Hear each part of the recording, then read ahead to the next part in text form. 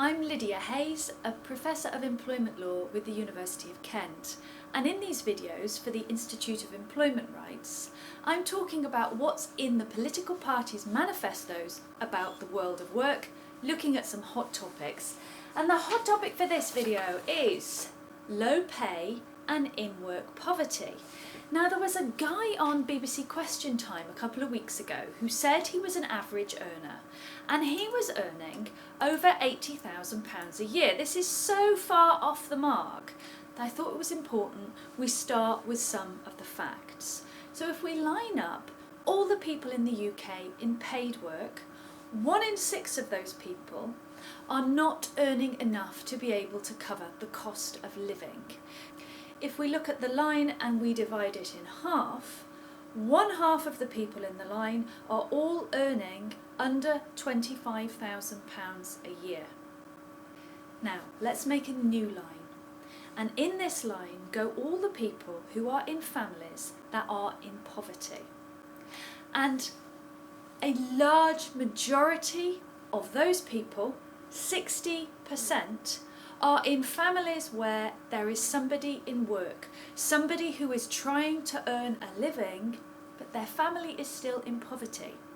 And this problem of in-work poverty is bigger now than it has ever been before. There's also an issue to do with gender when we look at low pay. The gender pay gap has never gone away. Women continue to earn less than men, and the gender pay gap has started to rise for people in full-time work. If we look at the overall gap between men and women's wages, it stands at 17.3%, and earning 17% less than men on average earn per hour mean that as a group, women in work are significantly poorer. All political parties seem to recognise that low pay is a concern to voters, and most of them make proposals in their manifesto, except the Brexit Party.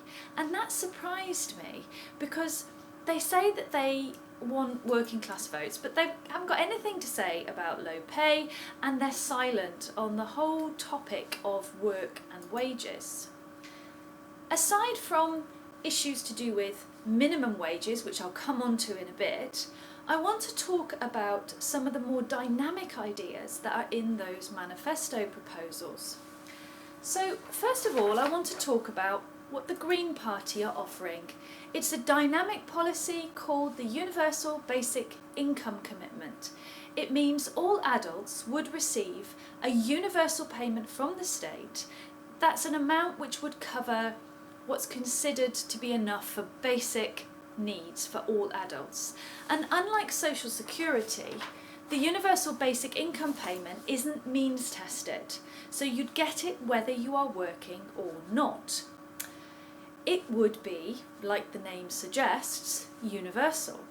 And it's an idea that's been around in policy and academic debates for years. But with the rising future threat to jobs caused by automation and artificial intelligence, it's good to see a manifesto offer that's putting a future-orientated choice to the electorate. And one of the attractive features of the policy is that its universalism speaks to some of the long-standing inequalities between men and women. So whoever was doing the unpaid labour of caring, cooking, cleaning at home would have an income, regardless of whether they were also doing paid work.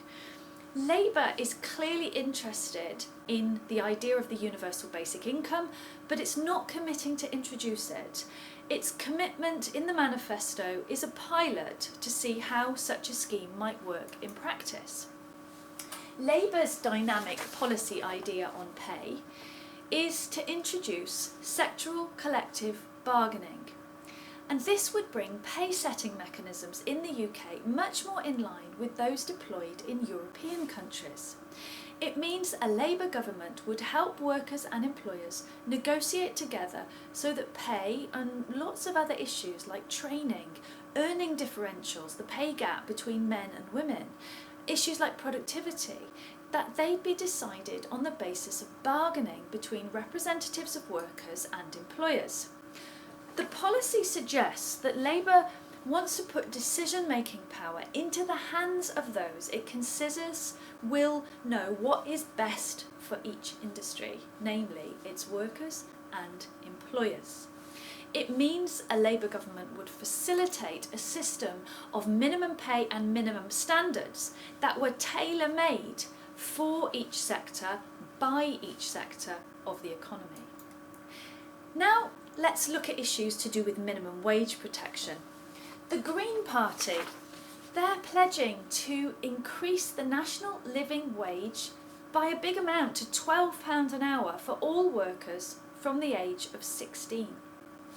The Conservatives, they say they're going to keep a lower rate in place for 16 to 21-year-olds, but that workers aged over 21 will be entitled to increases in the national living wage between now and 2024. The Conservatives' goal is to bring the national living wage up to the level of 60% of the amount that average workers are earning per hour. This is encouraging because international definitions associated with poverty measure the phenomenon of low pay as being less than 60% of average hourly pay. So the Conservatives aren't aiming to peg the national living wage to a fixed amount of money, but they are proposing to fix it or aspire to fix it at a particular alignment with average pay. And the projections at the moment show that this would mean an hourly wage of £10.50 an hour by 2024. So why do I say it's an aspiration? That's because the policy was announced at the Conservative Party conference back in October, and straight away there was a clarification issued on the Treasury website making it clear that rises in the national living wage would depend on economic conditions. Even if we did get £10.50 an hour by 2024, that's going to sound a long way away for people who want low pay addressed more rapidly. But if we turn to the Liberal Democrats' manifesto, they haven't committed to increase the national living wage at all, and they don't propose any change in the way that the current national minimum wage system pays progressively less to workers who are younger. But the Lib Dems are drawing attention to the fact that the national living wage doesn't provide a true living wage.